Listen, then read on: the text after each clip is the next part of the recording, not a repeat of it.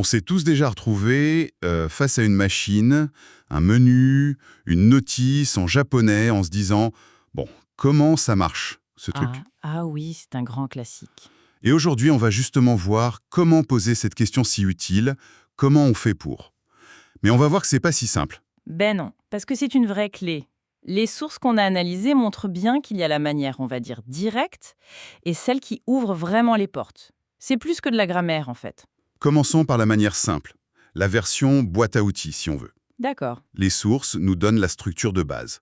Do et te, suivi du verbe à la forme mas, et on finit par ka. C'est ça. Doyate veut dire par quel moyen. C'est très littéral. Voilà. Donc, devant un distributeur de billets, on pourrait demander « Doyate kaimaska ?» Comment on achète? C'est direct, ça va droit au but. Exactement. C'est la version fonctionnelle. Très efficace si on est un peu pressé ou si on s'adresse à un employé, par exemple. Oui, comme dans un des exemples des notes, « Doyate online de chiketo kaimaska ?» Comment acheter un billet en ligne? Voilà, là on est dans une transaction d'information. C'est pur et simple. Mais c'est là, je trouve, que ça devient vraiment passionnant. Mhm. En lisant les documents, ce qui m'a frappé, c'est cette autre structure, do et te, shitarai desu ka. Ah oui, On pourrait traduire ça par « comment devrais-je faire pour une version juste plus polie, quoi ». Mais en fait, c'est bien plus que ça. absolument. Et là on touche au cœur du sujet. Passer de maska à shitarai desu ka, ça change complètement la dynamique. Comment ça? On ne demande plus une simple information, on demande un conseil. En fait, on place notre interlocuteur en position d'expert, de guide. Ah oui, d'accord. C'est une façon de le valoriser. Tout à fait. Culturellement, c'est incroyablement subtil et très efficace. C'est fascinant. Donc, on ne cherche pas juste à être poli, on redéfinit un peu la relation, le temps de la question. C'est exactement ça. Et les sources mentionnent aussi qu'il y a une petite phrase à mettre au début, souvent. Oui, le fameux sumimasenga, qui veut dire excusez-moi, mais. C'est un peu la clé qui ouvre la porte. D'accord. Ça adoucit la demande, ça montre qu'on est conscient qu'on va prendre un peu du temps de l'autre. Ça prépare le terrain, en quelque sorte. Du coup, la phrase complète, pour être vraiment dans les codes, ce serait « Sumimasenga, kono apuri wa doyatte tsukawattarai desu ka ?» Parfait. Excusez-moi, comment devrais-je faire pour utiliser cette application?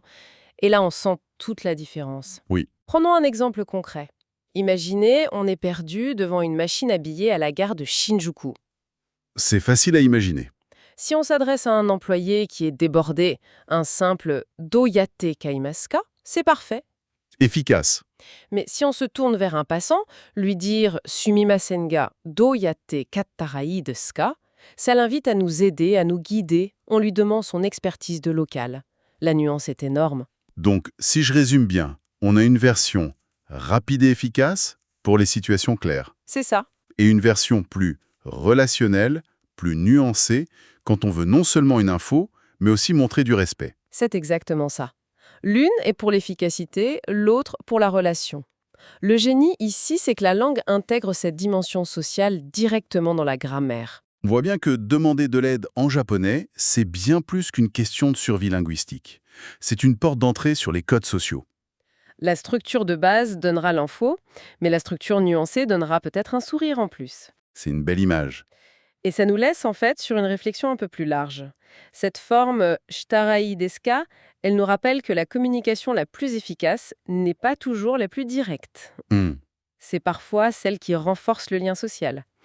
Et la question qu'on peut se poser, c'est est-ce que le but de la langue, au fond, c'est de transmettre des faits ou de nous aider à naviguer nos relations avec les autres?